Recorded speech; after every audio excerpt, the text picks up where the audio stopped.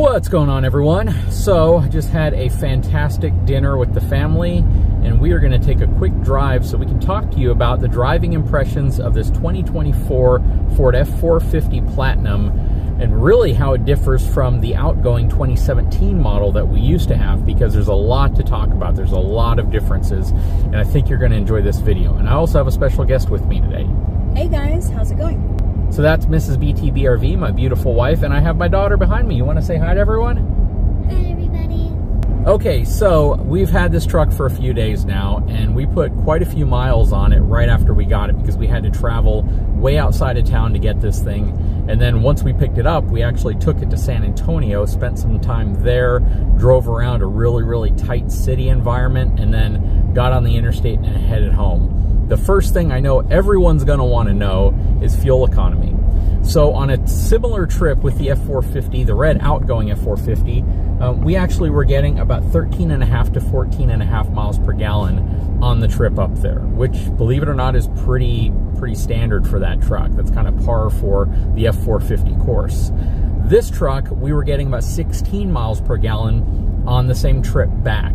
So definitely experiencing better fuel economy with this truck. It's still not stellar fuel economy. We're not able to compete against the 3-liter LZO diesel that's in the baby Duramax half-ton truck that we have. But the fuel economy in this truck has been absolutely fantastic so far when you compare it to the 2017 model. Big difference there is that truck had a 6-speed automatic transmission. This truck has a 10-speed automatic transmission. And I'm sure over the last 7 years, they've made a lot of tweaks, a lot of improvements, and it definitely shows, because even 2 miles per gallon difference is a pretty significant difference when you're talking about a truck this big and this heavy, especially considering that this truck has the high output 6.7-liter diesel with 500 horsepower and 1,200 pound-feet of torque. That is absolutely insane. So I wanted to get that out of the way. Now this is going to be more of a collaborative kind of talking points with my wife, so you can kind of hear it from her as well, because the ride comfort in this truck, in my opinion, is astronomically improved over the 2017 model that we had. Would you agree? Oh yeah, it's amazing. I love it. Yeah, so the difference really is just the fact that this truck feels as if the suspension is much more plush. It's much more dampened. It doesn't feel nearly as jarring. So when my wife first got in the truck and we took off from the dealership, I mean, what was your thoughts? What did you think about it initially? The first thing I thought about was how much softer the drive was. In your 2017 truck, as much as I love the color and I love you, hun, but that truck, I hated being in that truck. I just really didn't like it. It was very uncomfortable. If you'd hit a bump or a pothole deep enough that, you know, could actually make the truck really bounce, your back would my back would actually hurt. Everyone would complain. Yeah, and you would see people in the back seat, and it was just horrible. As soon as we took off on this one, I was like, I noticed the difference. I really noticed the difference. The bumps are a lot softer. Is that correct? Yeah, that's a good way of saying it, yeah. And it's not as jarring. It's a very comfortable ride. I love it. To me, it actually feels better than some of the 3/4 ton trucks that we've reviewed. Right, yeah, it does. Yeah, I'm really blown away by it, to be honest with you. I don't know how they could have accomplished this, but in all fairness, and this is going to be a big point that I'm sure people are going to want to know, this truck does not have the extra heavy service front suspension on it. What does that mean? That means that the front coil springs on this truck aren't nearly as stiff as they were on the F450, which did have that extra heavy service front suspension, which is really designed for like a snow plow or something really heavy up front. And because of the real heavy road armor bumpers, the winch, it was probably another 300 pounds worth of weight that the other truck had that this one doesn't have. But again, this truck does not have the extra heavy service front suspension, and believe it or not, I would absolutely take this suspension over that suspension. It is such a remarkable difference in ride quality. I can honestly tell you that the ride in my previous F450, and I've mentioned this in multiple videos, was so jarring that even people who think that trucks should traditionally have a rough ride, that had been in that truck, felt that that was just too rough of a ride. My dad's F450 Super Camper Special 1973 truck actually had a smoother ride, and that truck only weighed like 5,000 pounds with incredibly stiff 9-leaf spring suspension than the 2017 F450. Now, you made a comment, and I want to hone in on that real quick. You made a comment saying that it just wasn't comfortable. And I want you to, if you don't mind, to clarify for folks, you weren't really talking about the comfort of the seats or the interior itself. It was just the ride, right? Right. The seats are perfect. Yeah, the seats. Very comfortable. And would you agree that the seats are actually more comfortable in that previous truck than the Denali seats that we have? Yes, that's correct. So, yeah, the Denali seats are very uncomfortable. On your 2017 truck, that one, the seats were comfortable. What I did not like was the ride. I've never liked it from the beginning, and I don't know why it took so long to get one of these. Well, we put an order in 2.5 years ago for 2023, then that was canceled on us because it got too late in 2023 to order that one. We actually ordered it in mid-2022, and they canceled the order in August or September of 23. We put a new order in for a 24 model. We were supposed to have that by February. That never came in, and I called the dealership, and they basically told us that we're not going to get the truck. They have too many orders and not enough allocations, and they hadn't even started on one of the orders that dealership had put in, which is really unfortunate, because I really would have liked to buy the truck from AutoNation Ford, where we had bought in all of our other Fords. We've always had a great experience there. So outside of that, let's talk about noise on the interior. How do you feel about it? To me, and we both have talked about this, we've had a lot of conversations since we've gotten the truck, this truck is significantly quieter. Would you agree? Yes, it's very quiet. It's a lot quieter than your truck, than your older truck. Yeah, the noise, the sound dampening in this truck is absolutely superior to the outgoing truck. Now, I don't know if it's simply because they're isolating the sound better, but to me it sounds like the engine's actually a little quieter. And I don't know if the standard 6.7 Power Stroke would be quieter, or if, you know, if it's the high output version because it's water cooled. I'm not exactly sure, but this specific truck is absolutely quieter from an interior perspective, and it feels more dampened. And it, I guess because it's brand new too, it also feels a little more solid at this point, right? Yeah. You can't even tell you're in a diesel. Yeah, like right now, you probably can't really tell. It's super quiet on the interior of it. I don't mind going out on drives in this truck anymore. I remember I used to always say, "Why are we going in your truck? I'd rather just go in the Denali or in my Expedition." Yep, and the Denali, not to be confused, the Denali's seats were pretty horrible. We put some pads underneath it, which certainly helped. They help a lot. But the ride quality of the Denali just absolutely blew away my F450, which I'm sure people would probably say is obvious. But it absolutely has a fantastic quality ride. The ride's very smooth. It goes over bumps very well. This truck, to me, I don't think is as smooth as the Denali. If you could mix the Denali ride with the seats in this truck, I think you'd have kind of the perfect truck. But for an F450, this has an absolutely fantastic ride. Oh, yeah, for sure. It almost feels like you're in the Denali. It kind of does, yeah. It's even when you do go over bumps, they're very easy to handle. They're very easy to take. Yep. It'd be interesting though, from the back seat, how that whole experience would be, because you haven't really sat in the back seat of this truck yet, have you? No, but she has, so yeah, maybe she can give you some input. What do you think about the back seat compared to the old truck? I think it's way less bumpy and really comfortable, and it feels like more spacey and stuff. You like the color? What do you think of this versus the red truck? I like this color a little more. But what did you miss about the interior of the red King Ranch we had?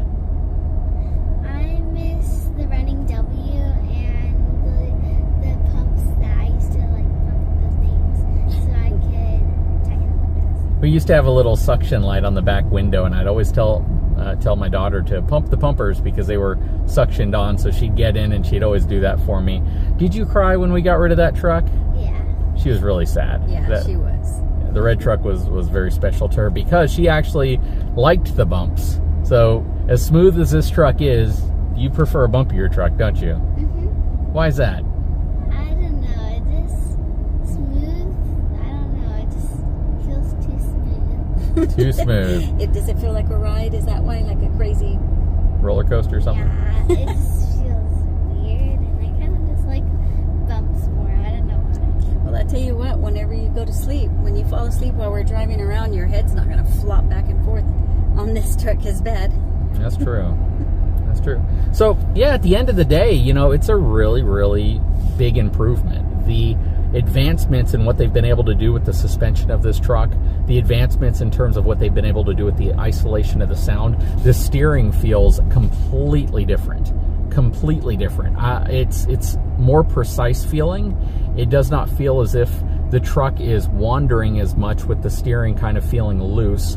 It just really feels well, especially some of the technology that they've included in this, such as the adaptive steering again, which is much, much more improved over my outgoing 2017 model. The lane keeping feature on this truck is absolutely fantastic. I was telling my wife on the drive home, you know, I had my hands off the steering wheel and she's like, what are you doing? And I said, well, this has lane keeping. It's not self-driving, it's just lane keeping. And of course, after about 5 seconds, it's going to warn you to put your hands back on the steering wheel.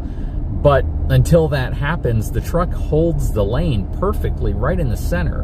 Whereas on the Denali, it almost feels like it's ping-ponging you back and forth between the lines. So if you let go, it starts to veer to one direction slightly, then it kind of pings you back to the other side of it, then it does the same thing again.